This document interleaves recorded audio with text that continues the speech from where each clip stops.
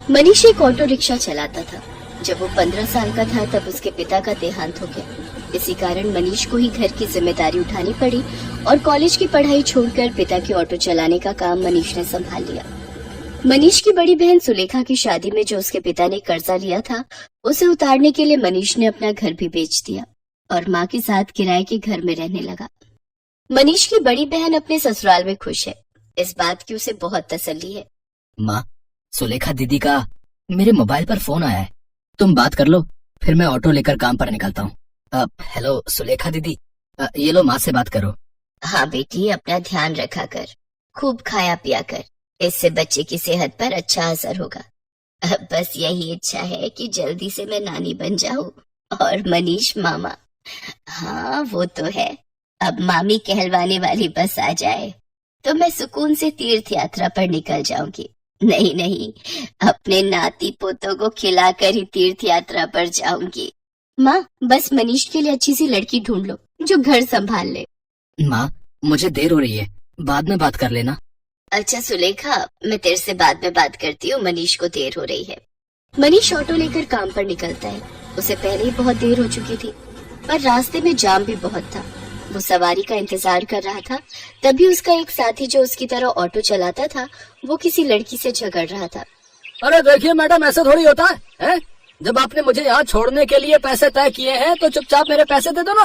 भैया, मैंने आपको बोला ना, मेरा पर्स रास्ते में कहीं गिर गया। मेरा मोबाइल फोन भी उसी में है और सारे पैसे भी।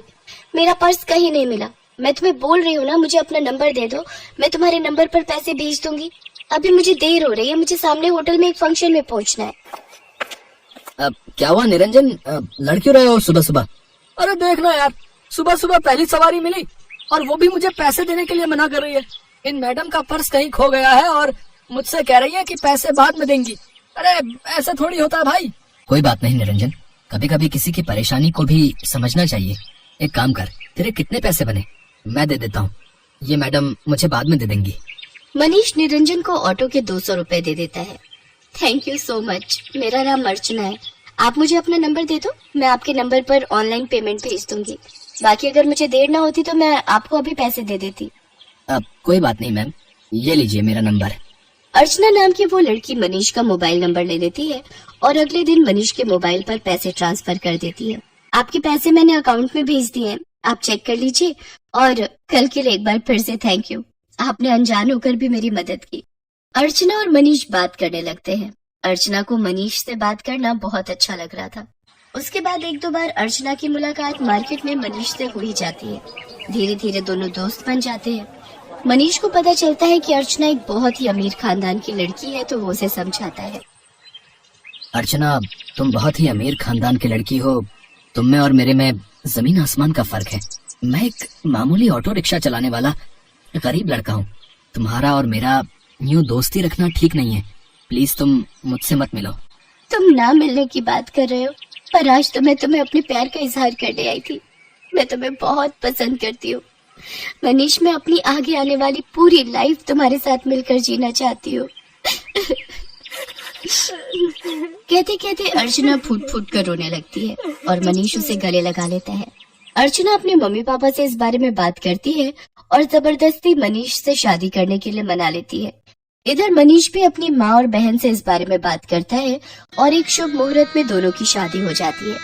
अर्चना का स्वभाव बहुत अच्छा था। उसे इस बात से कोई फर्क नहीं पड़ता था कि उसकी ससुराल गरीब है, न ही उसने कभी इस बात की कोई शिकायत की।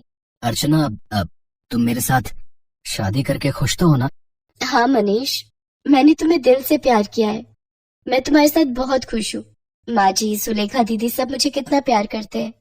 मुझे तो महसूस ही नहीं हुआ कि मैं अपना घर छोड़कर आई हूँ। तभी अर्चना की सास भी आ जाती है। जीती रहो बहू, हम बहुत भाग्यशाली हैं कि इस घर को तुम्हारे जैसी बहू मिली। अर्चना भाभी, ये देखो, मैं आपके लिए नई साड़ी लाई हूँ। आज आप शाम को कीर्तन में यही पहनना। सुलेखा दीदी, ये साड़ी तो बहुत सुंदर है, ठीक है, पर एक शर्त पर, आज आप मुझे खुद तैयार करोगे, प्रॉमिस? अर्चना की बातें सुनकर सुलेखा की आंखों में आंसू आ जाते हैं। उसने कभी सोचा ही नहीं था कि उसे इतनी प्यारी भाभी से इतना प्यार और सम्मान मिलेगा। सचमुच कुछ ही दिनों में अर्चना ने सबके दिल में एक अलग जगह बना ली। अब तो अर्चना के बिना कोई भी नहीं रहता था। सुलेखा के बेटा पैदा होता है। इधर अर्चना भी गर्भवती हो जाती है। अर्चना के माँ बनने के बारे में जब उसके मम्मी पापा को पता चलता है तो वो उसे मिलने के लिए उसके ससुराल आते हैं, पर अर्चना का घर देखकर दोनों ही मुंह बनाने लगते हैं। अर्चना, तुम अपने मम्मी पापा के पास बैठो, रसोई से चाय और नाश्ता मैं ले आती हूँ। क्या बात है अर्चना, तुम इस हालत में भी घर के काम खुद ही करती हो? तुम्हारे घर में कोई नौकर चाकर नहीं है क्या? कैसी बातें करती हो ललिता तुम जानती भी हो तुम्हारी बेटी किस घर में ब्याही है। यहाँ 2 वक्त की रोटी खाने के लिए भी सोचना पड़ता है। एक टाइम की सब्जी दूसरे टाइम खाते होंगे ये भला क्या नौकर चाकर रखेंगे? नहीं पापा, ऐसी कोई बात नहीं है। माँ जी और मनीष ने तो मुझे कई बार कहा है कि मैं घर में कोई काम वाली रख लूं, पर पूरा दिन मैं घर पर होती हूँ, मेरा भी मन नहीं लगता, और फिर मैं तो कुछ भी नहीं करती, सारा काम माँ जी ही करती है, मुझे उठने ही नहीं देती। ये लीजिए चाय। अर्चना, तुम्हें ये समोसे बहुत पसंद है ना? मैं ये भी हलवाई से खरीद लाई हूँ, अपने मम्मी पापा को भी दो। नहीं, मैं ऑयली फूड कम खाती हूँ।